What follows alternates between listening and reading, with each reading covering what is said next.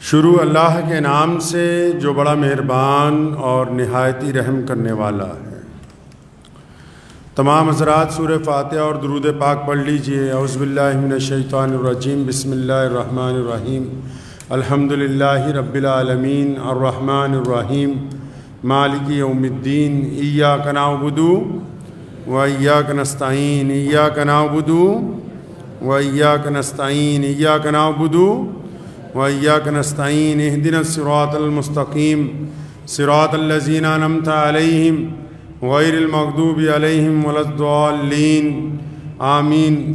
اللہم صلی علی محمد وعلی آل محمد کما صلیت علی ابراہیم وعلی آل ابراہیم انکا حمید مجید۔ اللہم بارک علی محمد وعلی آل محمد کما بارکت علی ابراہیم وعلی آل ابراہیم انکا حمید مجید۔ رمضان المبارک کا تیسرا جمعہ ہے، چوتھا جمعہ ہے آج، اور تیسرا عشرہ جو ہے وہ چل رہا ہے۔ تینوں عشروں کی الگ الگ خصوصیات ہیں، رحمت ہے، مغفرت ہے، جہنم سے آزادی ہے، لیکن ان خصوصیات کے درمیان اللہ کے پیارے نبی حضرت محمد رسول اللہ صلی اللہ تعالیٰ علیہ وسلم کی حیات پاک میں جو رمضان کے دن گزرے، نبی علیہ الصلوۃ والسلام کی زندگی میں جتنی مرتبہ رمضان آیا ہے تو وہ وقت کیسا گزرا، وہ دن کیسے تھے، وہ شامیں کیسی تھیں، ان کا جاننا ہر ایک مسلمان کے لیے نہایت ضروری ہے۔ عرف عام میں لوگ صرف یہی سمجھتے ہیں کہ رمضان المبارک میں بہترین سحری کرنا، روزہ رکھنا، افطار کرنا، پھر تراویح پڑھ لینا۔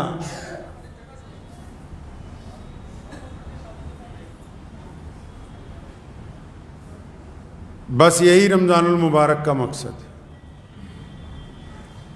لیکن جب نبی علیہ الصلوۃ والسلام کی سیرت پاک کو پڑھتے ہیں، آپ صلی اللہ علیہ وسلم کے روزے دیکھتے ہیں، تو وہ رمضان المبارک الگ الگ انداز سے پوری انسانیت کی رہنمائی کرتا ہوا نظر آتا ہے۔ یہ جو دن چل رہے ہیں، 21واں روزہ، 22واں، 23واں، ایک تو لیلۃ القدر کے دن ہے، تاک راتوں میں اللہ کے نبی علیہ السلام نے بھی فرمایا، قرآن پاک میں اللہ تعالیٰ نے بھی ذکر فرمایا کہ بھی لیلۃ القدر کو تلاش کریں ان راتوں کے اندر۔ لیکن ان راتوں کے ساتھ ساتھ یہ جو دن چل رہے ہیں، 21واں، 22واں، 23واں، 24واں رمضان المبارک جو ہے، یہ وہ دن ہے کہ جب نبی علیہ الصلوۃ والسلام نے میدان بدر کے بعد پہلے تو 17 رمضان المبارک کو فتح بدر عطا ہوئی، اور پھر چند سال گزرنے کے بعد رمضان المبارک کے تیسرے عشرے میں نبی علیہ الصلوۃ والسلام نے مکہ المکرمہ کو رمضان المبارک میں فتح کیا۔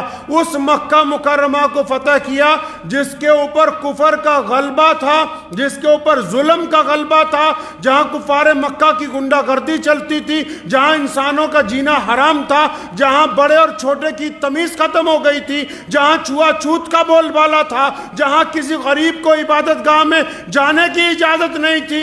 نبی علیہ الصلوۃ والسلام نے جو رمضان المبارک جب آیا ان کی زندگی میں، مکہ مکرمہ کو فتح کرنے کے لیے جس مہینے کا انتخاب کیا وہ بھی رمضان المبارک کا مقدس مہینہ ہے، اور معمولی فتح نہیں ہے۔ دنیا میں اکثر لوگ جنگیں کرتے ہیں، الگ الگ ملک، الگ الگ بڑے بڑے جو پرانے بادشاہ گزر گئے، اور آج بھی جس کے پاس زیادہ طاقت ہے، رشیا نے یوکرین کے اوپر حملہ کیا کیونکہ وہ کمزور ملک ہے، آج بھی جو زیادہ طاقتور ہیں وہ یہ کوشش کرتے ہیں کہ ہم دنیا کے خد و خال کو بدلیں، ہم دنیا کے جغرافیہ کو بدلیں، لیکن آپ دنیا کی اگر تاریخ اٹھائیں گے تو جس نے بھی جو فتح کی ہے وہ فتح زیادہ دیر قائم نہیں رہی. کسی کی فتح 10 سال، کسی کی 100 سال، کسی کی 500 سال، کسی کی 600 سال. یہ محمد الرسول اللہ کا فتح کیا ہوا مکہ ہے کہ 1450 سال گزر گئے. جس دن سے رسول اللہ نے فتح کیا اس دن سے لے کے آج تک، اور اب قیامت آ سکتی ہے، مکہ مکرمہ کی زمین پر کبھی کفر کا غلبہ نہیں ہو سکتا. یہ محمد الرسول اللہ کی فتح ہے، نبی کے ہاتھ سے فتح ہوا ہے نا.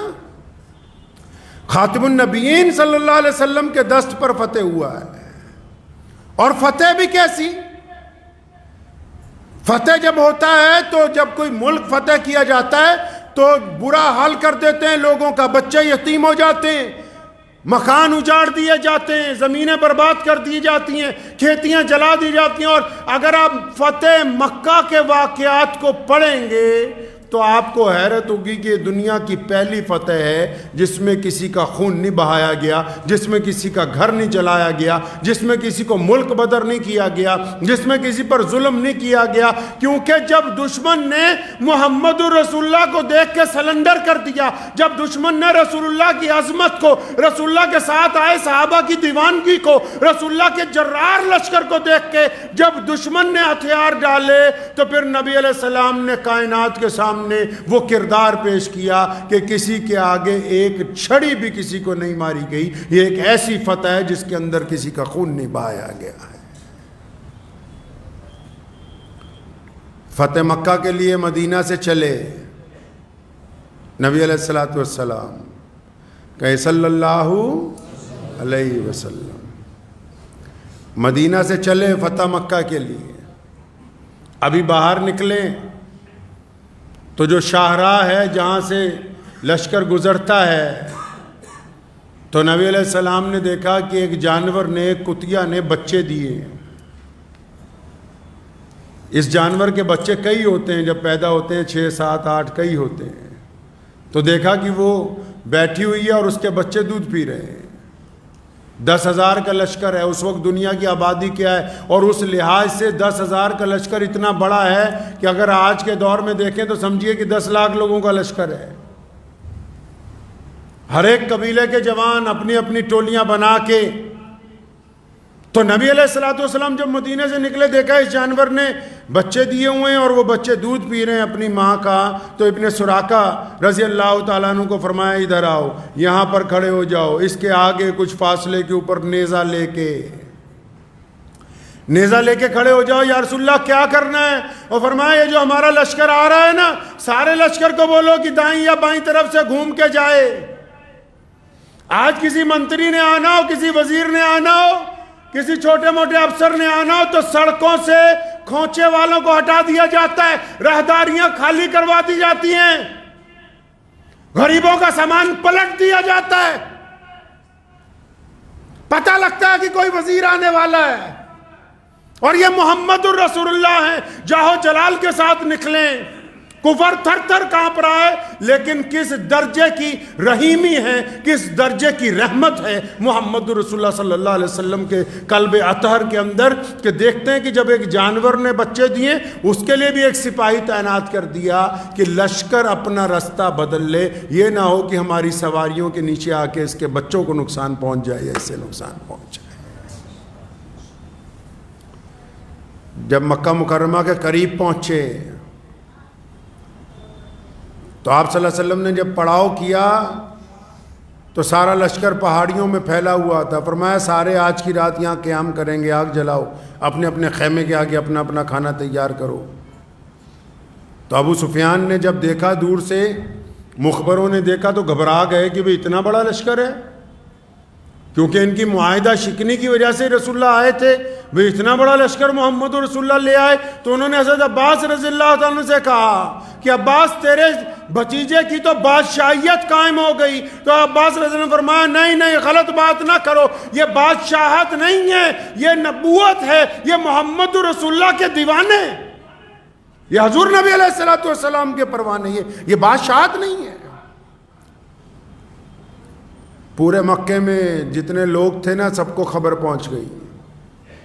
کون لوگ ہیں مکے میں؟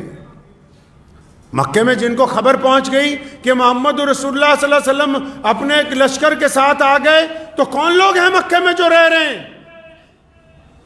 یہ وہی لوگ ہیں جو رسول اللہ صلی اللہ علیہ وسلم کو پتھر مارتے تھے، یہ وہی ہیں جنہوں نے بدر کے میدان میں ابو جہل کو ساز و سامان دے کر بھیجا، یہ وہ ہیں جنہوں نے سیدنا بلال کے گلے میں رسی ڈال کے ان کو تپتی ریت پر روزانہ کھینچا، یہ وہ ہیں جنہوں نے عمار بن یاسر کی کھال ادھیڑی، یہ وہ ہیں جنہوں نے حضرت سمیہ کی لاش کے ٹکڑے کر دیے، یہ وہ ہیں جنہوں نے سیدنا ابو بکر صدیق رضی اللہ تعالیٰ عنہ کو زخمی کیا۔ یہ جتنے مکے میں رہنے والے ہیں، یہ امیہ کی اولاد ہیں، یہ عبداللہ بن جدان کی اولاد ہیں، یہ ابو لہب کی اولاد، یہ ابو جہل کی اولاد، یہ سارے کے سارے کون ہیں؟ یہ جنہوں نے ظلم کیا ہے پچھلے 20 سالوں میں محمد رسول اللہ کے اوپر، محمد رسول اللہ کے دیوانوں پر، آج اتنا بڑا لشکر دیکھ کے ڈر گئے، بزدل ہیں، ہتھیار ڈال دیے، کہنے لگے ہم نہیں لڑ سکتے اب ان کے ساتھ۔ جب کوئی بندہ ہتھیار بھی ڈال دیتا ہے تو کیا سوچتا ہے؟ اپنے گناہوں کو سوچتا ہے، یہ سوچتا ہے کہ اب میں سلنڈر تو کر دیا ہے لیکن کیا کریں گے، مجھے رہنے تو یہاں دیں گے نہیں۔ کفار مکہ کہتے ہیں ہماری سوچ یہ تھی کہ کم از کم اگر کوئی سزا نہ بھی ملے تو یہ سزا تو ملے گی کہ ہمیں حکم ہوگا کہ مکے سے باہر نکل جاؤ۔ ہندہ بھی اسی مکے میں رہتی ہے۔ کون ہندہ؟ سیدنا امیر حمزہ رضی اللہ تعالیٰ عنہ۔ کون امیر حمزہ؟ جو محمد الرسول اللہ کے چچا ہیں، اور صرف چچا نہیں، محبت والے چچا، پیار والے چچا، اور سیدنا امیر حمزہ کو قتل کیا، ہندہ نے قتل کروایا، اور پھر سیدنا امیر حمزہ کی چھاتی چیری اور کلیجہ نکالا اور چبایا، اور حضور اکرم صلی اللہ علیہ وسلم کے صحابہ کے سامنے حضرت امیر حمزہ رضی اللہ تعالیٰ عنہ کی لاش کے ٹکڑے کیے گئے۔ وہ ہندہ بھی اسی مکے میں رہتی ہے، اور یہ سارے کے سارے مکے کے آج دم بخود ہیں کہ آج تو محمد رسول اللہ آ گئے۔ یہ یاد رکھنا کہ 21 رمضان کا دن ہے، کئیوں کو موت آ جاتی ہے روزہ رکھتے ہوئے، گرمیوں کے دن ہیں۔ محمد رسول اللہ صلی اللہ علیہ وسلم جب مکے میں داخل ہوئے، مکے والے کیا سوچتے ہیں کہ اب دربار لگے گا؟ کیا کرتے ہیں دنیا والے جب کسی کے پاس پاور آتی ہے؟ کائنات کا کیا نظام ہے؟ دنیا میں کیا ہوتا ہے جب کوئی بندہ پاور میں آ جاتا ہے؟ پھر وہ انصاف کے تقاضے نہیں پورے کرتا، پھر اس کو ایسا لگتا ہے کہ بس اب میں ہی ہوں، میرے علاوہ دنیا میں کوئی نہیں ہے۔ جو لوگ طاقت میں آ جاتے ہیں پھر ان کو ایسا لگتا ہے کہ بس اب نعوذ باللہ خدا ہی ہم بن گئے ہیں۔ ان کو یہ نہیں پتا کہ ایک وقت گزرنے کے بعد طاقت کوئی بھی ہو ڈھل جاتی ہے، جتنی مرضی چڑھائی چڑھ لو نیچے اترنا ہے، جتنی مرضی طاقت مل جائے آخر اس مٹی کی گود کے اندر واپس جانا ہوگا۔ دنیا کی کوئی طاقت اس عمل کو روک نہیں سکتی ہے۔ تو یہ تمام ظالم اور جتنے مکے کے عام لوگ ہیں نا، تو جب ان کو پتہ لگا نبی علیہ السلام آ گئے تو ڈر گئے کہ اب تو کیا ہوگا ہمارے ساتھ۔ ادھر نبی علیہ السلام نے کیا کیا؟ جب لشکر صبح کو روانہ ہوا مکے میں داخل ہونے کے لیے تو نبی علیہ السلام نے کیا کیا؟ نبی علیہ السلام ابھی چل رہے ہیں، اپنی اونٹنی پر سوار ہیں، اور عجز کی وجہ سے محمد رسول اللہ صلی اللہ علیہ وسلم اپنے رب کے آگے عاجزی کی وجہ سے اونٹنی پر بیٹھنے کے باوجود آپ صلی اللہ علیہ وسلم کا سر مبارک اتنا اپنے رب کے حضور جھکا ہوا ہے کہ بار بار آپ صلی اللہ علیہ وسلم کے امامہ جو ہے وہ اونٹنی کے کجاوے کے ساتھ ٹکراتا ہے۔ اگر تو آج کسی کو تھوڑی سی پاور ہو جائے نا، پاور کیا، آج کوئی عام آدمی کوئی اچھا موٹر سائیکل خرید لائے تو وہی محلے میں سے ذرا تیز نکالتا ہے کہ ان کو پتہ لگے کہ میرے پاس انجن کی پاور آ گئی ہے۔ اور یہ کیسی طاقت ہے جو محمد رسول اللہ کو اللہ نے عطا کی فتح مکہ پہ؟ یہ حکومت کی طاقت ہے، اقتدار کی طاقت ہے، کوئی دم نہیں مار سکتا ہے اب آگے۔ اور کون سا مکہ جس کی گلیوں میں رسول اللہ کو مارنے کی کوشش کی گئی، جس کی گلیوں میں رسول اللہ صلی اللہ علیہ وسلم کے نعوذ باللہ قتل کے منصوبے بنائے گئے، جس کی گلیوں میں نبی علیہ السلام کو زخمی کیا گیا، جس کی گلیوں میں نبی علیہ السلام پر پتھر برسائے گئے، جس کی گلیوں میں نبی علیہ السلام کے گلے میں ایک دفعہ کپڑا ڈال کے ابو جہل نے پوری زور لگایا کہ نعوذ باللہ نبی علیہ السلام کا سانس رک جائے، یہ وہی مکہ ہے جس کے اندر سے مجبوراً نبی علیہ السلام کو جانا پڑا۔ اور جس دن گئے تھے نا مکہ چھوڑ کے، چند قدم چلتے ہیں، واپس بیت اللہ کو دیکھتے ہیں، آپ صلی اللہ علیہ وسلم کی آنکھوں میں آنسو آتے ہیں، پھر چند قدم چلتے ہیں، پھر بیت اللہ کو دیکھتے ہیں اور فرمایا کہ اے بیت اللہ، میرا دل نہیں چاہتا تجھے چھوڑ کے جاؤں، میرا نہیں دل چاہتا کہ میں اپنے وطن کو چھوڑوں، میں اپنی مٹی کو چھوڑوں، میں اپنے گھر کو چھوڑ دوں، میں سیدنا آمنہ کے گھر کو چھوڑ دوں، میں حضرت عبداللہ کے گھر کو چھوڑ دوں، میرا دل نہیں چاہتا، لیکن اے بیت اللہ، میری قوم نے، اس شہر کے رہنے والوں نے زندگی یہاں تنگ کر دی ہے، اس لیے مکہ المکرمہ کو چھوڑ کے جانا پڑ رہا ہے۔ اس مکہ میں جب رسول اللہ داخل ہوئے، صحابہ میں کسی نے نعرہ مارا کہ آج آ گیا ہے بدلے کا دن، آج بدلے کا دن آ گیا، آج حساب لیا جائے گا ابو جہل کی اولاد سے، آج عتبہ کو پوچھیں گے امیہ کہاں ہے، آؤ تمہاری گنڈا گردی دیکھیں۔ ابھی کسی نے یہ نعرہ مارا، نبی علیہ السلام نے منع فرمایا ایسی بات نہیں ہے، آج بدلے کا دن نہیں ہے، آج بدلے کا دن نہیں ہے، آج معافی کا دن ہے، آج درگزر کرنے کا دن ہے، آج معافیاں کرنے کا دن ہے، آج معاف کرنے کا دن ہے۔ اور اعلان کر دیا کہ جس نے اپنے گھر کا دروازہ بند کر لیا اس سے کوئی لڑائی نہیں ہے، جو بیت اللہ میں چلا گیا اس سے کوئی لڑائی نہیں، جو ابو سفیان کے گھر چلا جائے اس سے بھی کوئی لڑائی نہیں، جو کسی طرح کا ہتھیار اٹھا کے اسلامی افواج پہ حملہ نہ کرے اس سے بھی کوئی لڑائی نہیں۔ اعلان کر دیا کہ جو لوگ امن چاہتے ہیں ہم ان کے ساتھ امن کا وتیرہ اختیار کریں گے، جو جنگ چاہتے ہیں ان کے ساتھ جنگ کا وتیرہ اختیار کریں گے۔ یہ پہلی فتح ہے، دنیا حیران ہے، جنہوں نے ظلم کیا تھا وہ بھی حیران ہے۔ نبی علیہ السلام نے سب کو اکٹھا کیا نا، خطبہ دیا، فرمایا تمہارا میرے بارے میں کیا خیال ہے، اب کیا خیال ہے تمہارا؟ تو مکے کے لوگوں نے بڑی عاجزی سے کہا تھا کہ ایک کریم، ایک شفیق، ایک محبت کرنے والے باپ کے محبت کرنے والے بیٹے، حضرت عبداللہ کا ذکر کیا کہ آپ ایک شفیق والد کے بیٹے ہیں اور آپ بھی ویسے ہی ہیں۔ تو نبی علیہ السلام نے فرمایا کہ اب میں معاف کرنے آیا ہوں، کسی سے مکہ مکرمہ کی فتح پر کوئی بدلہ نہیں لیا گیا، سب کو معاف کر دیا نبی علیہ السلام نے۔ حتیٰ کہ جب ہندہ آئی، کون ہندہ؟ اسلام قبول کرنے کے لیے جب ہندہ آئیں رضی اللہ تعالی عنہ، تو نبی علیہ السلام نے ان کو بھی معاف کر دیا، جبکہ انہوں نے آپ کے محبوب چچا کا قتل بھی کروایا، ان کی چھاتی بھی پھاڑی، کلیجہ نکال کے چبایا بھی، ان کو بھی معاف کر دیا نبی علیہ السلام نے۔ حضرت ہندہ رضی اللہ تعالیٰ عنہ بعد میں اسلام کی بہت بڑی مجاہدہ بنی ہے، یہ جتنے ملک ہیں فارس تک کے، یہ ہندہ اور حضرت اکرمہ رضی اللہ تعالیٰ عنہ کی جد و جہد کا نتیجہ ہے۔ تو نبی علیہ السلام جب مکہ مکرمہ میں داخل ہو گئے نا جی، آج جب آپ جائیں گے تو بیت اللہ شریف میں آج تو 25-30 لاکھ لوگ ایک وقت میں نماز پڑھتے ہیں، تو اس وقت کا سارا مکہ اتنا ہی تھا جتنا آج بیت اللہ شریف ہے۔ طواف جہاں ہوتا ہے وہ جگہ چھوٹی تھی، تو مورخین لکھتے ہیں کہ نبی علیہ السلام جب 10,000 کے لشکر سے آئے تو چاروں طرف کے مکانات کی چھتیں، پہاڑیاں، درخت اور چاروں طرف کی جگہ پر ہو گئی صحابہ کرام رضی اللہ تعالیٰ اجمعین سے۔ تو آپ صلی اللہ علیہ وسلم بیت اللہ کے صحن میں پہنچے، رمضان کے دن ہے، کہاں پہنچے جی؟ بیت اللہ کے صحن میں پہنچے نبی علیہ السلام۔ اب جب صحن میں پہنچ گئے، خانہ کعبہ کی جب چابی چاہیے تھی، عثمان بن طلحہ جن کے پاس چابی ہے بیت اللہ کی، ان کو رسول اللہ نے 10 سال پہلے کہا تھا کہ ابن طلحہ ذرا تالا کھولو نا، میں 2 رکعت نفل پڑھ لوں۔ آپ صلی اللہ علیہ وسلم نے ہجرت فرمانی تھی، چاہا کہ 2 رکعت نفل پڑھ لوں، تو نعوذ باللہ آگے سے جواب یہ ملا کہ اگر مکے کا کوئی بچہ بھی آ کے چابی مانگے تو میں دے دوں گا، آپ کو نہیں دوں گا، کیونکہ مکے کا گورنر ابو جہل آپ کا مخالف ہے۔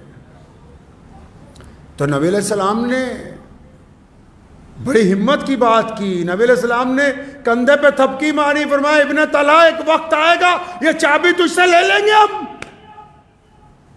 ناراض نہیں ہوئے، فرمایا ایک وقت آئے گا ہم یہ چابی تم سے لے لیں گے۔ اور ابن طلحہ کہتے ہیں 10 سال کے عرصے میں بڑی تیاریاں کی کفار مکہ نے، ابو جہل نے بھی بڑی تیاریاں کی، عتبہ بھی ڈینگے ہانکتا تھا، ابو لہب اور اس کے بیٹے بھی بڑی بڑی باتیں کرتے تھے، لیکن کہتے جب بھی میٹنگ ہوتی تھی نا میرے دل میں بار بار رسول اللہ کی یہ بات یاد آ جاتی تھی کہ وہ کالی کملی والے کہہ کے گئے ہیں کہ ابن طلحہ ایک دن آئے گا کہ یہ چابی ہم تجھ سے لے لیں گے۔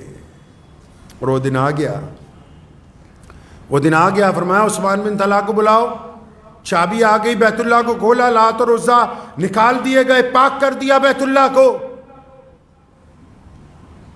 نبی علیہ السلام نے عثمان بن طلحہ سامنے کھڑے، جب بیت اللہ کے دروازے کو دوبارہ لاک اپ کیا تو یہ سوچ رہے ہیں کہ اب شاید میری سزا کا اعلان ہو، میں نے چابی نہیں دی تھی۔ آج کل آپ نے دیکھا نہیں جب کوئی حکومت چلی جاتی ہے تو جو نئی حکومت آتی، جو پرانی حکومت کے ریٹائر وزیر ہوتے ہیں نا، اب اکثر ان کی باتیں سنو گے تو پریس کانفرنس میں کہتے ہیں کوئی بات نہیں، افسران کو ڈراتے ہیں کہ جب ہماری باری آئے گی پھر بتائیں گے۔ ڈینگے ہانکنے سے نہیں ہٹتے، پھر بھی کوئی سابقہ وزیر اعلیٰ ہو نا تو وہ ڈینگ ہانکتا ہے کہ اچھا جب میری دوبارہ باری آئے گی پھر بتاؤں گا تمہیں میں۔ عثمان بن طلحہ کہتے ہیں کہ میں سوچ رہا ہوں کہ اب کیا ہوگا میرے ساتھ، میں نے چابی نہیں دی تھی۔ نبی علیہ السلام نے اس کو قریب بلایا، فرمایا اے ابن طلحہ یہ چابی واپس ہم تمہیں کو دے رہے ہیں، اب قیامت تک تمہارے گھرانے میں رہے گی۔ فرماتے ہیں کہ میری طرف چابی نہیں آئی، کلمہ لا الہ الا اللہ محمد رسول اللہ۔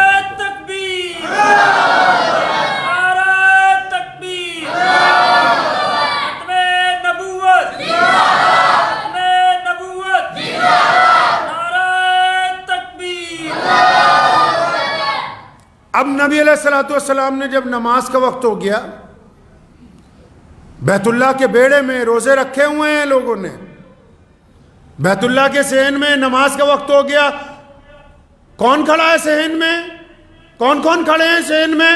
پیارے نبی محمد رسول اللہ کے دائیں بائیں سیدنا ابو بکر صدیق رضی اللہ تعالیٰ عنہ، سیدنا عمر فاروق رضی اللہ تعالیٰ عنہ، سیدنا عثمان ذی النورین رضی اللہ تعالیٰ عنہ، حضرت مولا علی کرم اللہ وجہ رضی اللہ تعالیٰ عنہ، عباس رضی اللہ تعالیٰ عنہ صلی اللہ علیہ وسلم کے چچا ہیں، ابو عبیدہ بن جراح امین الامت ہیں، خالد ابن ولید مسلمانوں کے ہر اول دستے کے جرنیل ہیں، اور بڑے بڑے صحابہ، حضرت ابو سفیان رضی اللہ تعالیٰ عنہ بھی کھڑے ہیں، ابھی مسلمان ہوئے، مکے کے موجودہ گورنر ہیں، سارے کے سارے کھڑے ہیں۔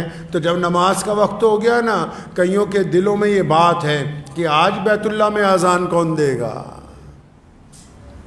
آج کون دے گا اذان۔ اذان کی جب بات آئی کہ آج کون اذان دے گا تو نبی علیہ السلام نے ادھر ادھر نگاہ دوڑائی تو وہ نظر نہیں آئے جن کو رسول اللہ چاہتے ہیں کہ اذان دے، تو فوراً فرمایا او میرا بلال کہاں ہے؟ بلال کہاں ہے؟ کون بلال؟ کون ہے بلال؟ بلال غلام ہے، بلال حبشی ہے، بلال کالے ہیں، بلال کے پیروں میں جوتی نہیں، بلال کے کپڑے پھٹے ہوئے ہیں، بلال کے ہونٹ موٹے موٹے ہونٹ ہیں، اور بلال نے تو جب بیت اللہ کی چوکھٹ پہ سجدہ کرنا چاہا ابو جہل نے مارا، بلال کو امیہ نے مارا، بلال کو عتبہ نے مارا کہ تیری تو ذات نیچی ہے، تو بیت اللہ میں نہیں جا سکتا۔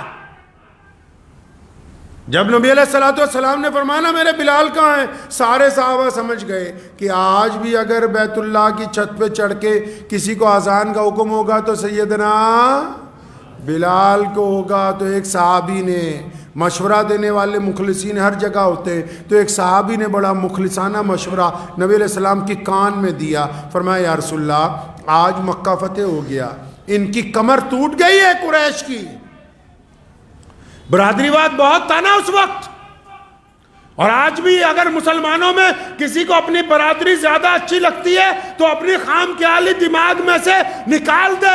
اگر برادری اچھی لگتی ہے تو پھر اپنی اوقات پہ آ جائے کہ جو میری برادری اس کی اصلیت پہ رہوں گا. محمد رسول اللہ نے برادریوں کی ذات پات کو توڑ کے رکھ دیا اپنی ابتدائی دین کے اندر. تو ایک صحابی نے کان میں کہا یا رسول اللہ آج تو قریش کی کمر ٹوٹ گئی. یعنی یہ سب سے تکڑی برادری اپنے آپ کو سمجھتے ہیں کہ بڑے عزت دار ہیں ہم. یا رسول اللہ ان کی تو کمر ٹوٹ گئی. آج بھی اگر بلال بیت اللہ کی چھت پہ چڑھیں گے, یہ غلام کو چڑھاؤ گے چھت پہ, تو ان کی رہی سہی بھی ختم ہو جائے گی. ہمارے پاس تو بنو ہاشم میں سے اور قریش کے بڑے بڑے سردار جو مسلمان ہو چکے ہیں پہلے سے, سیدنا ابوبکر صدیق رضی اللہ تعالیٰ عنہ جیسے شہزادے اور عمر بن خطاب رضی اللہ تعالیٰ عنہ جیسے جلیل القدر صحابی موجود ہیں, اور اہل بیت میں سے حضرت علی رضی اللہ تعالیٰ عنہ سامنے کھڑے ہیں. یا رسول اللہ ان کی تو کمر ٹوٹ گئی ہے. آج اگر ایک غلام اوپر چڑھ گیا نا بیت اللہ کی چھت پہ اذان دینے کے لیے تو ان کی رہی سہی بھی ختم ہو جائے گی. بات کان میں کہی گئی تھی, جواب کان میں آنا چاہیے تھا, لیکن قربان جاؤں پیارے رسول اللہ صلی اللہ علیہ وسلم پر. ان کو ڈانٹا اور فرمایا کہ ایسی باتیں کرتا ہے. مکے کی گلیوں میں اگر مار کھانی ہو تو بلال کھائے, کسی کے گلے میں رسی ڈال کے کھینچی جائے تو بلال ہو, جنگ بدر میں زخم کھانے ہو تو بلال ہو, اور یہ امیہ اگر کسی کی جان کا دشمن ہو تو وہ سیدنا بلال ہو. اور جن کو میرا نام لینے کی وجہ سے ایک دو دن نہیں کئی سال روزانہ اذیت پہنچائی گئی ہو وہ سیدنا بلال ہو. پھر یہ کیسے ہو سکتا ہے کہ آج بلال کے علاوہ کوئی اور مؤذن رسول بن جائے؟ فرمایا آج اگر بیت اللہ کی چھت پہ چڑھ کے کوئی اذان دے گا تو میرا بلال دے گا. سیدنا بلال رضی اللہ تعالیٰ بھاگے بھاگے آئے. لکھتے ہیں کہ میں نے جب اپنا نام سنا مجھے آگے بلایا جا رہا ہے تو گھبرا گیا. فرمایا میں تو غلام ہوں, آگے بڑے بڑے شہزادے کھڑے ہیں, غلاموں کی کیا ضرورت پڑ گئی. جب قریب آیا نبی علیہ السلام نے فرمایا بلال آج بیت اللہ کی چھت پہ اذان آپ دیں گے.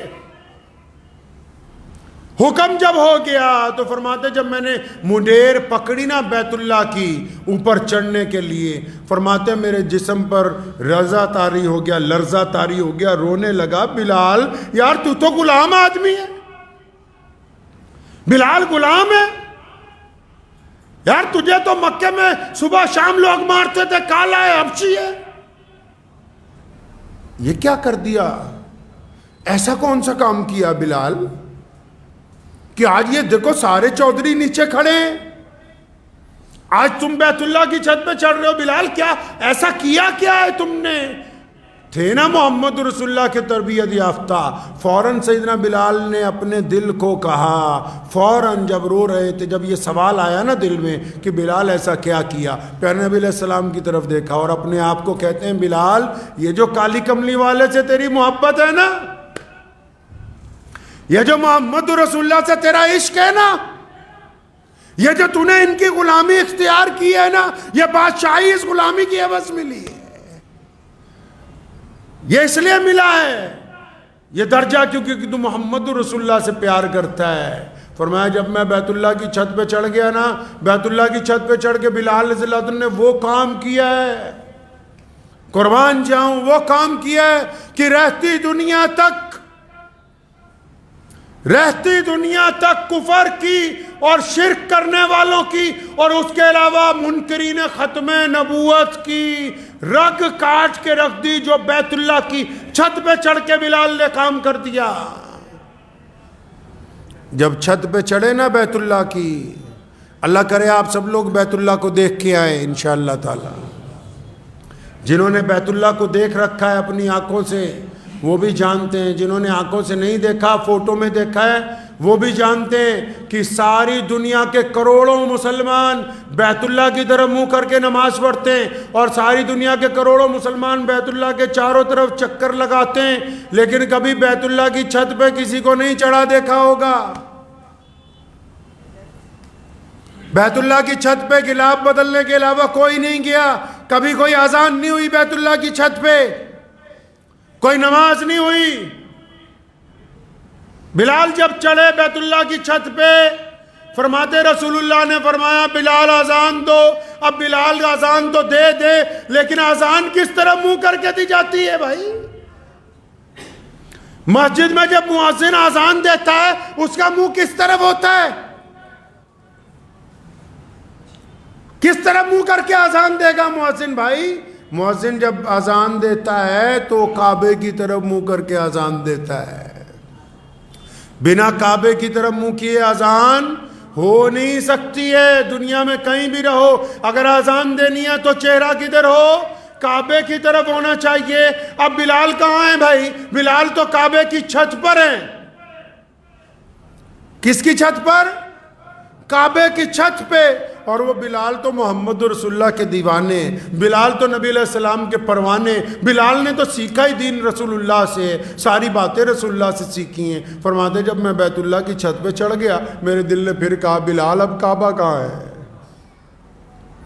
اب کعبہ کدھر؟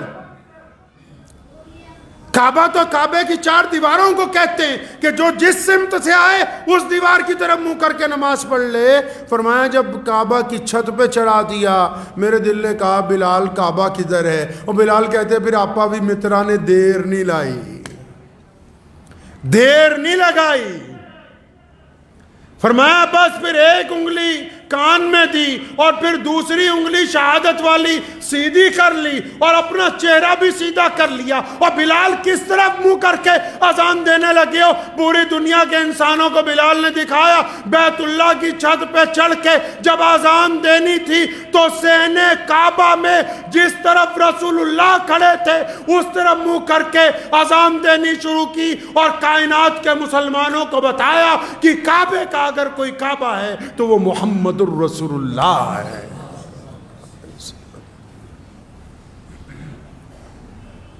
کعبے کا کعبہ محمد الرسول اللہ. اور پھر کیا کر دیا بلال نے؟ اگلا کام, رسول اللہ طواف کرنے لگے. رسول اللہ طواف کرنے لگے. بلال اذان دینی جب شروع کی, رسول اللہ سامنے. اب بلال نے کہا اللہ اکبر اللہ اکبر. رسول اللہ کے دل میں آیا اللہ ڈالنے والے ہیں. رسول اللہ طواف کرنے لگے. اب جب بلال نے دیکھا کہ کعبے کا کعبہ طواف کر رہا ہے تو جب بلال اذان دیتے رسول اللہ چلتے, تو بلال بھی اذان دیتا دیتا گھومتا ہے اور پوری دنیا کے مسلمانوں کو یہ پیغام دیتا کہ مسلمانوں جدھر رسول اللہ جائیں گے تم ادھر ہی جانا. اگر رسول اللہ ہیں تو بیت اللہ ہے, اگر رسول اللہ کو کوئی نہیں مانتا تو پھر بیت اللہ کی کوئی اہمیت نہیں ہے. رسول اللہ ہے تو ہم ہیں. مرزا غلام قادیانی جیسے بدترین جھوٹی نبوت کے انگریز کے پٹھو جب 1882 میں قادیان پنجاب سے پیدا ہوئے تو ان کا جواب بلال رضی اللہ تعالیٰ عنہ دے چکے تھے پہلے. حنیف بن شکیل بن حنیف جیسے لوگ جو آج نعوذ باللہ اسلام میں تفرقے بازی چاہتے ہیں, اور یہ فتنے باز آتے رہیں گے, مسلمہ قذاب جیسے بھی آتے رہیں گے, لیکن یاد رکھو مسلمانوں, سیدنا بلال نے بیت اللہ کی چھت پہ کھڑے ہو کے اپنے عمل سے یہ بتایا تھا کہ اگر رسول اللہ ہیں تو کعبہ ہے, رسول اللہ ہیں تو مسجد ہے, رسول اللہ ہے تو ایمان ہے, رسول اللہ ہے تو قرآن ہے, کیونکہ ان سب کی سند صرف محمد الرسول اللہ ہیں. اگر رسول اللہ صلی اللہ علیہ وسلم کو کوئی نہیں مانتا تو پھر یہ سب چیزیں بے معنی ہیں, کچھ نہیں ہے. اس لیے یاد رکھو کہ ختم نبوت صلی اللہ علیہ وسلم کے معاملے میں نعوذ باللہ اگر کوئی یہ آ کے کہہ دے آپ سے, اگر کوئی اتنی سی بات کہہ دے کہ حضور اکرم صلی اللہ علیہ وسلم آخری نبی ہے یا نہیں, اس پہ میں تم سے ٹاک کرنا چاہتا ہوں. جو بندہ صرف اتنی سن لے اور سنانے والے کے چہرے پہ چپت رسید نہ کرے، جو صرف اتنی سن لے کہ سامنے والا نعوذ باللہ حضور صلی اللہ علیہ وسلم کی ختم نبوت کو چیلنج کرتا ہے اور چپ ہو جائے، وہ جتنی مرضی نمازیں پڑھ لے، روزے رکھے، حج کرے، زکاتیں دے، وہ سب کچھ ہو سکتا ہے، وہ ایمان والا مسلمان ہو نہیں سکتا۔ جس نے رسول اللہ کی عظمت کے ساتھ سودا کر لیا وہ سب سے بڑا بے ایمان ہوگا، چاہے وہ کسی بھی ذات اور برادری کے ساتھ تعلق رکھتا ہو۔ نبی علیہ السلام کی ذات متنازع نہیں ہے، نعوذ باللہ، ہمارے نبی کی ذات متنازع نہیں ہے۔ یہ تو ایسا ہے جیسے کوئی آپ کو آ کے بولے کہ یہ تیرا باپ ہے کہ نہیں، کیا کہو گے؟ کوئی آپ کو آ کے کہہ دے کہ مجھے شک ہے یہ تیری ماں نہیں ہے، کیا کہو گے؟ رسول اللہ کی ذات ہمارے لیے ایسی ہے، یاد رکھو مسلمانوں، ہمارا وجود صرف محمد رسول اللہ صلی اللہ علیہ وسلم کی بدولت قائم ہے، صرف رسول اللہ کی بدولت۔ دیکھو آج اسلام کے کتنے فرقے ہیں، دیوبندی ہیں، بریلوی ہیں، انصاری ہیں، پٹھان ہیں، قریشی ہیں، میر ہیں، ڈار ہیں، افغان ہیں، عرب ہیں، افریقن ہیں، کتنے فرقے ہیں ہمارے پاس۔ لیکن پوری دنیا کے مسلمانوں کو اگر کسی طاقت نے متحد قرار رکھا ہے، اگر پوری دنیا کی حکومتوں کو اسلام کے اتحاد سے ڈر لگتا ہے، اگر پوری کائنات کے مسلمان کسی نام پر اکٹھا ہو سکتے ہیں، اگر ساری دنیا کے مسلمانوں کے دل کسی ذات کے لیے با ایک وقت دھڑکتے ہیں، اگر کائنات کے سارے لوگ کسی ذات کی عزت کے لیے ایک بار ایک وقت میں کھڑے ہو سکتے ہیں، تو صرف ذات محمد رسول اللہ صلی اللہ علیہ وسلم کی ذات ہے۔ اس لیے یاد رکھو کہ اگر کوئی آ کے نعوذ باللہ، کئی لبرل مولوی ہیں، ایک مولوی میرے پاس لبرل آیا، اللہ تعالیٰ اسے ہدایت دے، تو مجھے ایک دن کہنے لگا کہ حضرت میں قادیان ہو کے آیا ہوں۔ میں کہا اٹھو، یہ چائے مت پیو، وہ دروازہ ہے، باہر نکلو، دفع ہو جاؤ۔ جن کو غداروں سے پیار ہے وہ اسلام کے کچھ نہیں لگتے، اور اس ملک کا بھی قانون ہے، سنو، اور اس ملک کا نہیں، دنیا کے ہر دیش کا قانون ہے کہ مخالف کے ساتھ صلح ہو سکتی ہے، مخالف کے ساتھ صلح ہو سکتی ہے، دشمن کے ساتھ صلح ہو سکتی ہے، لیکن اگر کوئی ملک سے غداری کرے تو پھر اس کے ساتھ صلح نہیں ہو سکتی۔ اور اسی طرح ختم نبوت کا مسئلہ ہے کہ تمام مسئلوں کے اندر اختلاف ہو سکتا ہے اور پھر ان میں صلح ہو سکتی ہے، اگر لیکن کسی کو ختم نبوت کے مسئلے سے اختلاف ہے تو وہ اسلام کا غدار ہے، اور غداروں کے ساتھ کوئی صلح کی بات نہیں ہو سکتی ہے، غداروں کے ساتھ نہیں صلح ہو سکتی۔ تو سیدنا بلال رضی اللہ تعالیٰ عنہ نے یہ بتا دیا قیامت تک کے مسلمانوں کو، قرآن میں تو اعلان آیا پہلے ہی کہ محمد رسول اللہ خاتم النبیین ہیں۔ اب جب نبی علیہ الصلوۃ والسلام نے بیت اللہ میں اذان بھی ہو گئی، نماز بھی ہو گئی، عدالت بھی لگ گئی، اب جو آ رہا ہے نبی علیہ السلام معافی کا اعلان کر رہے ہیں، عدالت بھی جب نپٹ گئی، تو سیدنا عباس رضی اللہ تعالیٰ عنہ نبی علیہ السلام کے چچا ہیں، انہوں نے اللہ کے نبی سے کہا یا رسول اللہ چلیں، آج ہمارے گھر پہ قیام ہوگا، مکہ مکرمہ میں آج ہمارے گھر پہ قیام ہوگا۔ تو نبی علیہ الصلوۃ والسلام نے عباس رضی اللہ تعالیٰ عنہ کو منع کر دیا، فرمایا نہیں چچا آج آپ کے گھر نہیں جانا ہے۔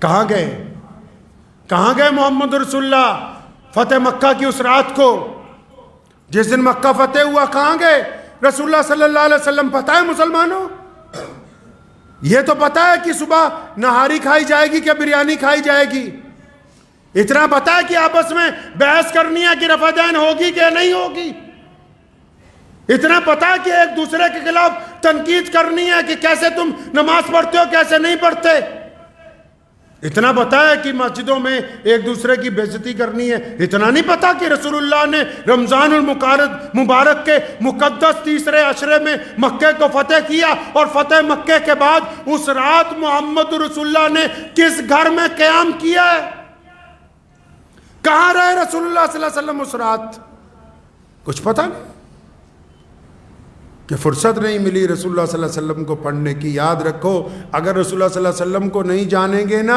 تو پھر دنیا ہمیں اس طرح نوچ نوچ کے کھائے گی جس طرح کتے کسی گوشت کو نوچ کے کھاتے ہیں، اگر رسول اللہ صلی اللہ علیہ وسلم کو نہیں اپنے پاس رکھو گے۔ اگر یہ دامن چھٹ گیا ہاتھ میں سے. اس رات نبی علیہ السلام کو بڑے بڑے لوگوں نے کہا 10,000 کا لشکر ہے, ہزاروں لوگ ساتھ میں ہیں, خیمے لگے ہوئے ہیں, نبی علیہ السلام کی قیام گاہ بھی بنی ہوئی ہے, اور بڑے بڑے صحابہ کے گھر خود مکہ مکرمہ میں 10 سال بعد اپنے شہر میں واپس آئے. سب نے کہا یا رسول اللہ ہماری کوٹھی پر. تے آج کل بھی جڑے پیر ہوندے ہیں, بابے ہوندے ہیں تھوڑے اچھے مولوی جن کو لاتے ہو ڈھونڈ ڈھونڈ کے ہزاروں روپے تقریریں کرانے کے دیتے ہو, وہ کہاں ٹھہرنا چاہتے ہیں؟ کسی غریب کی کٹیا میں؟ تو یار امیر صاحب کوئی بڑھیا تکڑا مسلمان ہو جس کے گھر میں بڑھیا اے سی ویسی لگے ہوئے ہوں, اچھا سرمایہ دار ہو, آرام دہ کمرے ہوں جس کے. ہمارے تو پیر صاحب کے سامنے کھیر کی کٹوری لیٹ آ جائے, پہلے دوسروں کو دے دو تب بھی مسئلہ ہو جائے. وہ تمہیں عزت ہی نہیں پڑو گی, تمہیں پتہ ہی نہیں. تو نبی علیہ السلام جب اس رات کو مکہ مکرمہ میں, حضرت عباس نے فرمایا نا ہمارے ہاں چلے, تو نبی علیہ السلام نے منع فرمایا, اپنی سواری کو ایڑی لگائی, چل پڑے, نکلے وہاں سے. اب مکے میں ایک گھر ہے, ایک عورت رہتی ہے, اس کا نام ام ہانی ہے, ابو طالب کی بیٹی ہے, نبی علیہ السلام کی چچا زاد بہن ہے, غریب ہے, ٹوٹا ہوا گھر ہے اس کا. آدمی اس لیے چھوڑ کے چلا گیا کہ تو رسول اللہ کے دین پر کیوں چلی گئی, غربت میں زندگی گزار رہی ہے بچوں کے ساتھ. اب جس در نبی علیہ السلام مکے میں آئے, سارے گھر گھر میں اطلاع پہنچ گئی, اس گھر میں بھی خبر پہنچی ہوئی ہے کہ رسول اللہ آ گئے, آج مکے میں ان کی سرکار بن گئی. اب نبی علیہ السلام نے جب ادھر کا ارادہ کیا تو ادھر گھر میں کیا حالت ہے. اب بچوں کو جب وہ اپنے بھائی محمد صلی اللہ علیہ وسلم کے قصے سنا رہی ہیں کہ ہم نے بچپن اکٹھے گزارا ہے, وہ ہمارے گھر رہتے تھے, ہم نے اکٹھے وقت گزارا ہے, ہمارے ابا کو ان سے بڑا پیار تھا, وہ بڑی عظمت والے ہیں, وہ بچپن سے بڑی حیا والے ہیں. اب جب بچوں کو قصے سنا رہی ہے تو بچے, جو چھوٹا بچہ ہے اس نے کہا بچے سوال بہت کرتے ہیں نا, اچانک بچے سوال بہت کرتے ہیں. تو ایک چھوٹے بچے نے سوال کیا, اماں آپ بار بار کہتی رہتی ہو کہ محمد صلی اللہ علیہ وسلم آپ کے بھائی ہیں, اگر یہ آپ کے بھائی ہیں تو پھر کیا ماموں ہمارے گھر نہیں آئیں گے, ہمارے یہاں نہیں آئیں گے؟ ام ہانی رضی اللہ عنہ فرماتی ہیں کہ میں بچے کی بات کا جواب نہیں دے سکی, میرے دل میں اندر سے رونا آیا اور میرے دل میں خیال آیا کہ نبی علیہ السلام تو آج بہت زیادہ مصروف ہوں گے, اتنا بڑا لشکر ہے, اتنا بڑے لوگ ہیں, بیت اللہ کی فتح ہوئی, سارے معاملات دیکھنے, شہر کے معاملات, جنگ کے معاملات, ڈیفنس کے معاملات, سول کے معاملات, نبی علیہ السلام کے پاس تو اتنے لوگ ہوں گے, اتنے مقدمات ہیں. اب ان کو کیا یاد ہوگا کہ ایک غریب بہن مکے میں رہتی ہے. تو فرماتی ہیں کہ میں اپنے بچوں کو ویسے ہی دلاسا دیا کہ ہاں بیٹا ہاں آئیں گے. تو دروازے پہ کسی نے دستک دی, تو فرماتی کیونکہ میں غم میں تھی نا تو میں نے ذرا زور سے آواز سے پوچھا کون ہے دروازے پر, بھئی اس رات کے پہلے پہر کون آ گیا, عشاء کی نماز کے بعد کون ہے یہ دروازے پر. ہمارا تو کوئی مکے میں پرسان حال نہیں ہے, بچوں کا باپ چھوڑ کے چلا گیا کہ مسلمان کیوں ہو گئی, کوئی پرسان حال نہیں ہے, کون آ گیا اس وقت رات کو. فرمایا جب دستک ہوئی میں نے سوال کیا تو ادھر سے آواز آئی کہ ہانی دروازہ کھولو نا, میں تمہارا بھائی محمد الرسول اللہ. نبی علیہ السلام اس رات اپنی اس غریب بہن کے گھر, مکہ فتح کیا ہے مسلمانوں, کوئی معمولی فتح نہیں ہے, یہ جاہو جلال کا دور ہے رسول اللہ کا.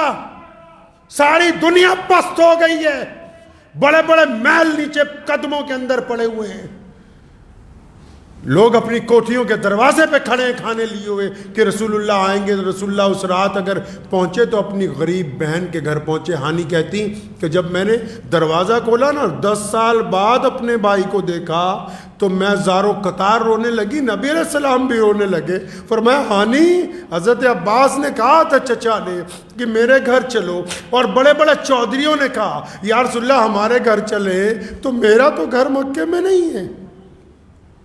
فرمایا میرا کوئی مکے میں گھر نہیں, لیکن میرے دل میں آیا کہ میری بہن تو مکے میں رہتی, تو میں اپنی بہن کے گھر کیوں نہ جاؤں. حضرت ام ہانی رضی اللہ تعالیٰ عنہ حیران ہے. ہو سکتا ہے کوئی ملک کا بہت بڑا مملکت کا صدر بن جائے, کوئی آج کوئی وزیر بن جائے, کوئی بڑا افسر بن جائے, اور جیتنے کے بعد اپنی کسی غریب بہن کے دروازے پہ پہنچ جائے, اپنے کسی غریب کے دوست کے دروازے پہ پہنچ جائے رات کو. نبی علیہ السلام کی فتح مکہ نے دنیا کو جینے کا ڈھنگ دیا ہے, بتایا کہ جیتے کیسے ہیں, زندگی کس کو کہتے ہیں. آپ صلی اللہ علیہ وسلم اپنی بہن کو دیکھ کے بہت آپ صلی اللہ علیہ وسلم کی آنکھوں میں آنسو آئے. ابھی مکے کے لوگوں نے اتنا ظلم کیا کہ بھائی بہن سب چھٹ گئے, اندر تشریف لے گئے. فرمایا میرے دل میں ایک اور بات تھی ہانی, میں نے یہ سوچا کسی چودھری کے گھر جائیں گے, کسی سردار کے گھر جائیں گے, بڑا تکلف رہے گا. میں نے سوچا اپنی بہن کے گھر جاؤں گا نا تو کوئی تکلف نہیں ہوگا, جہاں دل چاہے گا بیٹھیں گے, جیسے دل چاہے گا باتیں کریں گے, اپنے گھر تو کوئی تکلف نہیں ہوتا. نبی علیہ السلام نے فوراً فرمایا ہانی کچھ کھانے کو لاؤ, بڑی بھوک لگی. آج سارا دن تو بڑی مصروفیت کا دن تھا نا, آج مکہ فتح کیا, بیت اللہ کو پاک کروایا لات اور عزا سے, نمازیں پڑھائیں, قیدیوں کو معاف کیا, مکے کی حکومت کو سیٹلمنٹ دی. آج تو بڑا مصروفیت کا دن تھا, کچھ کھانے کو لاؤ. ام ہانی روتی اٹھیں, فرمایا یا رسول اللہ ایک باسی روٹی ہے گھر میں, ایک باسی روٹی. ہمارے تو نخرے مان نہیں, خدا کی قسم ہمارے نخرے نہیں مان. ہم جب دسترخوان پہ بیٹھتے ہیں نا, ہمیں ان سبزیوں کو دیکھ کے, کبھی ان 4-5 کھانوں کو دیکھ کے دل میں خیال آیا کہ رسول اللہ صلی اللہ علیہ وسلم کے سامنے کتنی طرح کا سالن رکھا گیا ہے. آیا کبھی دل میں خیال؟ نبی علیہ السلام کا ایک قاعدہ تھا کہ آپ صلی اللہ علیہ وسلم باسی کھانا نہیں کھاتے تھے. ایک مرتبہ کھایا ام ہانی کے گھر اس دن رات کو. فرمایا یا رسول اللہ باسی روٹی ہے, لے آئی, پانی سے دھوئی, نرم کیا روٹی کو. دو جہاں کے مالک ہیں محمد رسول اللہ صلی اللہ علیہ وسلم.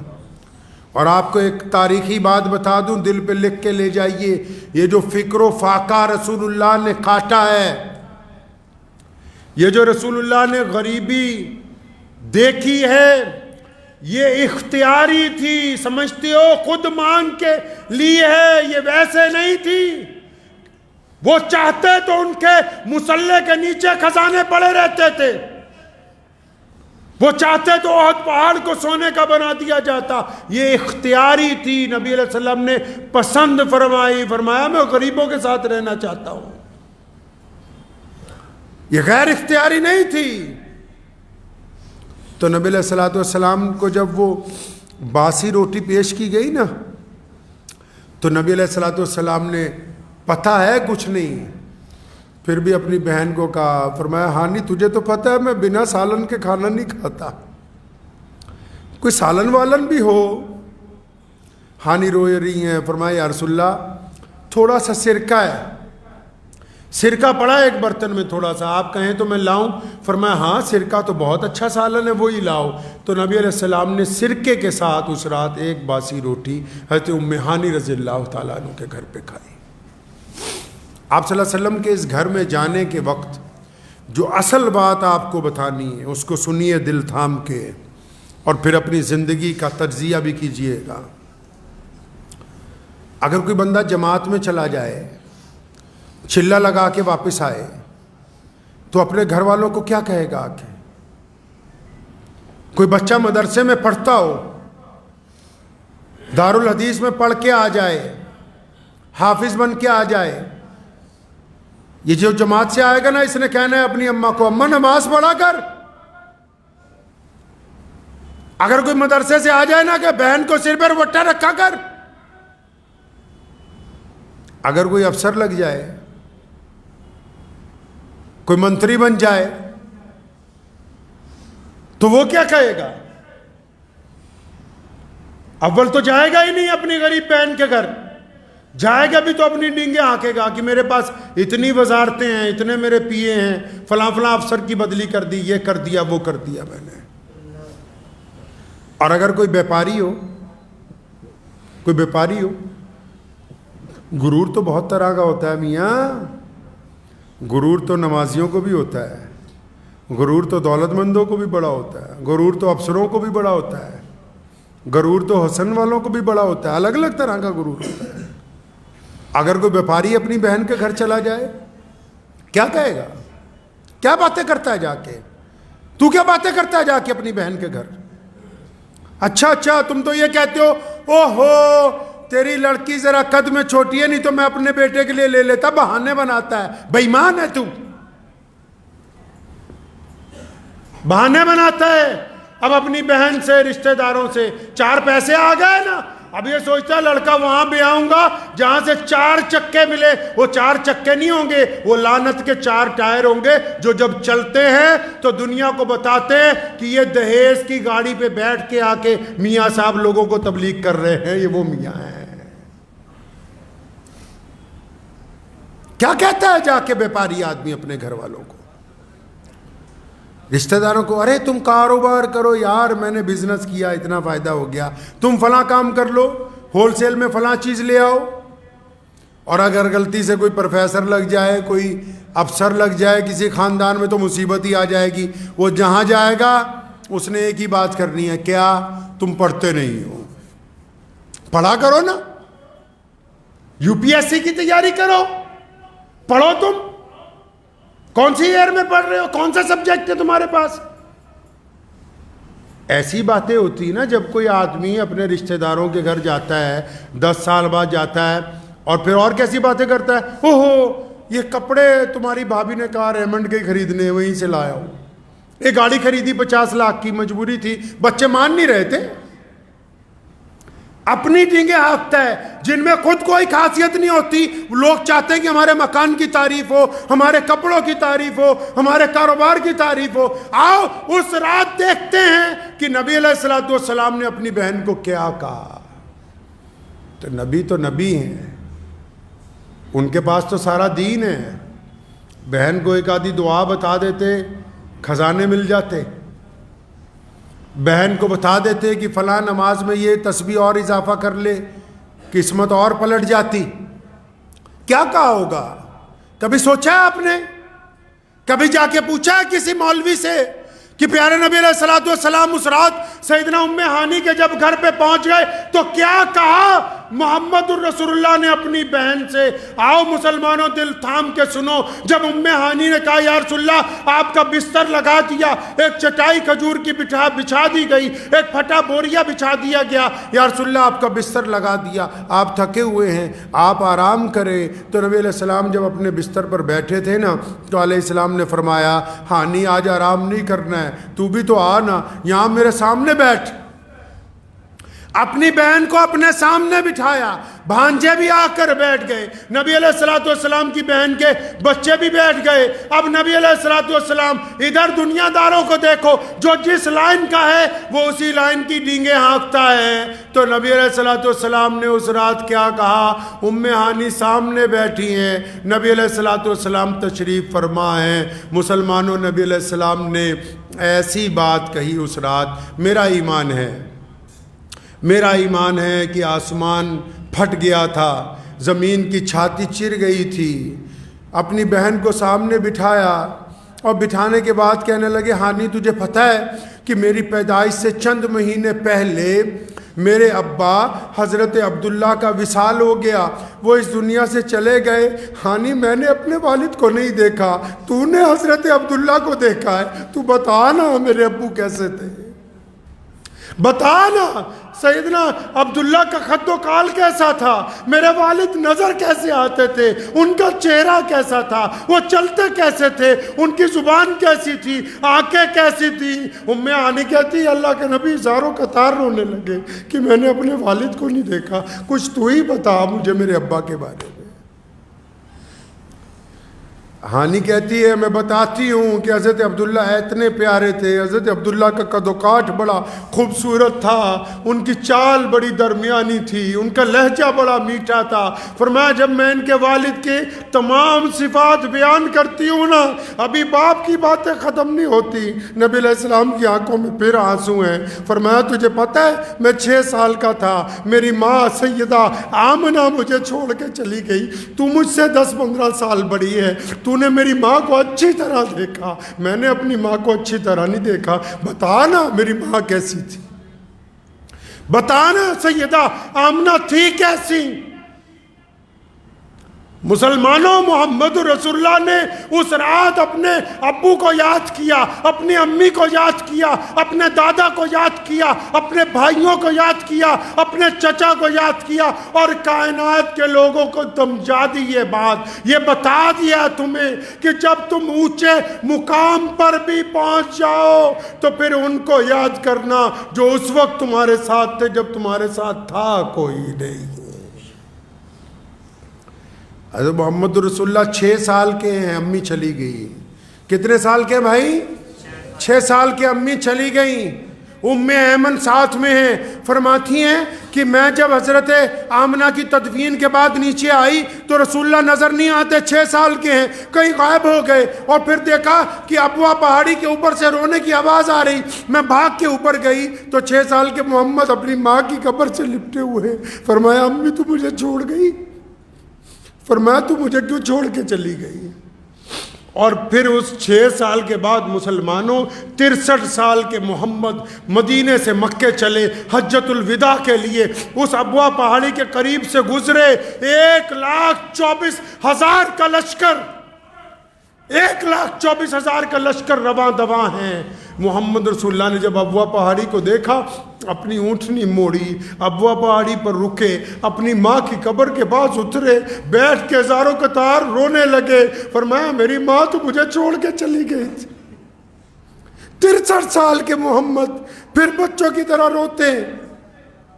1,24,000 کا لشکر رک گیا، حیران ہے، پریشان ہے، ہزاروں قطار لوگ رو رہے ہیں۔ نبی علیہ السلام نے یہ دونوں گھٹنے اٹھائے، سر اس میں رکھا، اپنی ماں کی قبر پہ ہاتھ پھیرا، فرمایا اماں تو مجھے چھوڑ کے نہیں چلی گئی۔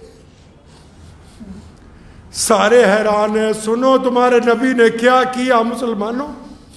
نبی علیہ السلام نے یہ کیا، جب بہت دیر ہو گئی روتے روتے نا، جب 63 سال کے تھے، جب ابوا پہاڑی پر رکے تو سیدنا ابو بکر نے ایک بار پھر آ کے جب پھر ڈالی، یا رسول اللہ بس کیجئے، یا رسول اللہ آگے مکے میں لوگ انتظار کرتے ہیں۔ ارے قربان جاؤں محمد صلی اللہ علیہ وسلم پر، تاریخی بات کہی سیدنا ابو بکر پہ۔ فرمایا ابو بکر آج میں نہیں جاؤں گا، آج کی رات یہیں ابوا پہاڑی پر اپنی ماں کی قبر کے پاس بستر لگا کے رہوں گا، آج میں اپنی ماں کے پاس نہیں چاہتا۔ میں یہ رسول اللہ کا دین ہے مسلمانوں، یہ رسول اللہ کا دین ہے۔ انہوں نے ہمیں سمجھایا ہے کہ حکومت میں رشتے کیسے نبھانے، انصاف کر کے، معاف کر کے، رشتہ داریوں میں رشتے کیسے نبھانے، ان کو اپنا وقت دے کے ماں باپ سے کیسے رشتے نبھانے، ان کے لیے اپنا وقت قربان کر کے جو چلے گئے ان سے رشتے کیسے نبھانے، ان کو یاد کر کے رسول اللہ نے قدم قدم پہ مسلمانوں اپنے کردار سے ہمیں تربیت دی ہے۔ اگر اب بھی مسلمانوں کو دین سمجھ نہیں آئے گا تو کوئی فتویٰ، کوئی مسئلہ ان کو دین سمجھا نہیں سکتا ہے۔ یہ آج کے دن کے واقعات ہیں، رمضان کے اس عشرے کے، آخری عشرے کے۔ تو دعا کیجئے کہ ہمیں نبی علیہ الصلوۃ والسلام کی اس زندگی سے اللہ سیکھنے کی توفیق عطا فرمائے، اللہ ہمیں اپنی زندگی میں جھانکنے کی توفیق دے، اپنی زندگی میں جھانکنے کی توفیق دے۔ اور جاتے جاتے اتنا ضرور کہوں گا کہ یہ رمضان کا مہینہ ہے، فراخی کے ساتھ لوگوں کو دیجئے، لیکن اس کے ساتھ ساتھ، دینے کے ساتھ ساتھ، جو غریب لوگ دکانوں کے باہر سڑکوں پہ کھڑے سامان بیچ رہے ہیں، یہ کوٹھیاں بنانے کے لیے نہیں بیچ رہے. یہ جو غریب کوئی آدمی کوئی جرابے لے کے، کوئی غبارے لے کے، کوئی چند پھل کے ٹکڑے لے کے سڑکوں پر کھڑے ہیں نا پوری دنیا میں، یہ بڑے بڑے شو روموں کے مالکوں کی طرح کوٹھیاں بنانے کے لیے نہیں کھڑے ہیں. یہ 2 وقت عزت کی روٹی چاہتے ہیں، ورنہ یہ بھی چور بن جاتے ہیں. تو جب ایسے غریبوں کو دیکھو تو صلہ رحمی سے ان سے سامان خرید لو، تاکہ ان کا بھی ایک دن کا کم از کم گزارا ہو جائے.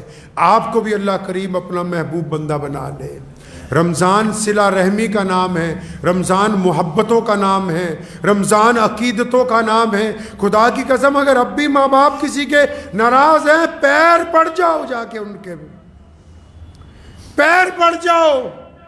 جب تک راضی نہ ہو سر نہ اٹھاؤ، پیر پڑ جائیے ان کے. اور جو ناراض ہیں ان کو منائیے. جو پرانے دوست اس انتظار میں ہے نا کہ ایک دفعہ تمہارا فون آئے گا، اور اگر کسی کو یہ مان ہے کہ تمہارے گھر سے کچھ آئے گا، اس کی عزت بڑھ جائے گی، تو اس کا مان ٹوٹنے نہ دو. مذہب کی اینک لگا کے کبھی غریب کو نہ دیکھنا، اور مذہب کی اینک لگا کے کبھی انصاف نہ کرنا، کیونکہ محمد رسول اللہ کا حکم ہے کہ ہم دنیا کو عزتیں بانٹنے آئے ہیں، ہم دنیا کو محبتیں بانٹنے آئے ہیں، ہم دنیا کے اندر نفرت کا پیغام لے کر نہیں آئے ہیں. تو دعا کیجئے کہ اللہ تبارک و تعالیٰ یہ جو محمد رسول اللہ صلی اللہ علیہ وسلم کے ہم نے واقعات آج سنے ہیں، اللہ تعالیٰ ان کو ہمیں اپنی زندگی میں ڈالنے کی توفیق عطا فرمائے. وآخر دعوانا ان الحمد للہ رب العالمین.